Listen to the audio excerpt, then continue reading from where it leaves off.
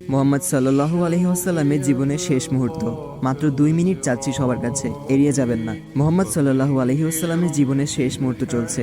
হঠাৎ সেখানে একজন লোক এসে বললেন, সালাম, আমি কি ভেতরে আসতে পারি? ফাতেমা রাদিয়াল্লাহু তাআলা বললেন, দুঃখিত, আমার পিতা খুবই অসুস্থ। ফাতেমা রাদিয়াল্লাহু তাআলা দরজা বন্ধ করে রাসূলের কাছে গেলেন। মোহাম্মদ সাল্লাল্লাহু আলাইহি ওয়াসাল্লাম বললেন, কে সেই লোক? ফাতেমা বললেন, এই প্রথম আমি তাকে দেখেছি, আমি তাকে চিনি না।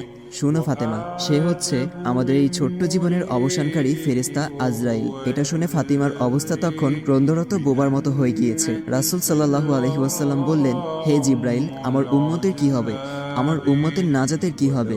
জিব্রাইল আলাইহি ওয়াসাল্লাম বললেন, হে রাসূল, আপনি চিন্তা করবেন না, আল্লাহ ওয়াদা করেছেন আপনার উম্মতের নাজাতের জন্য। মৃত্যুর ফেরেশতা ধীরে ধীরে রাসূলের কাছে এলেন জান কবজ করার জন্য। মালাইকাত মাউত আজরাইল আরো কাছে এসে ধীরে ধীরে রাসূলের জান কবজ করতে থাকলেন। পাশে দাঁড়িয়ে থাকা জিব্রাইলকে রাসূল বললেন ঘোঙ্গানির সাথে, ও জিব্রাইল, এটা কেমন বেদনাদায়ক জান কবজ করা। ফাতেমা রাদিয়াল্লাহু তাআলা তার চোখ বন্ধ করে ফেললেন। আলী রাদিয়াল্লাহু তাআলা তার দিকে উপর হয়ে বসলেন। জিব্রাইল তার মুখটা উল্টো দিকে ফিরিয়ে নিলেন।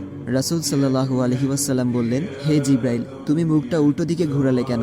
আমার প্রতি তুমি বিরক্ত? জিব্রাইল বললেন, হে রাসূলুল্লাহ, সাকারাতুল মাউতের অবস্থায় আমি আপনাকে কিভাবে দেখে সহ্য করতে পারি? ভয়াবহ ব্যথায় রাসূল ছোট্ট একটি গঙ্গানি দিলেন। রাসূলুল্লাহ সাল্লাল্লাহু আলাইহি ওয়াসাল্লাম বললেন, হে আল্লাহ, সাকারাতুল মাউতটা মানে জান কবজের সময় যতই ভয়াবহ হোক সমস্যা নেই, আমাকে সকল ব্যথা দাও, আমি বরণ করব, কিন্তু আমার উম্মাকে ব্যথা দিও না। রাসূলের শরীরটা ধীরে ধীরে ঠান্ডা হয়ে আসতে লাগলো। তার পা বুক কিছুই নড়ছে না আর। রাসূলের চোখের পানির সাথে তার ঠোঁটটা কম্পিত ছিল। তিনি কিছু বলবেন মনে হয়। আলী রাদিয়াল্লাহু তাআলা তার কানটা রাসূলের মুখের কাছে নিয়ে গেল। রাসূল বললেন, নামাজ কায়েম করো এবং তোমাদের মাঝে থাকা দুর্বলদের যত্ন নাও। রাসূলের ঘরের বাইরে চলছে কান্নার আওয়াজ। সাহাবীরা একজন আরেকজনকে জড়িয়ে ধরে উচ্চস্বরে কান্নারত। আলী রাদিয়াল্লাহু তাআলা আবার তার কানটা রাসূলের মুখের কাছে ধরল।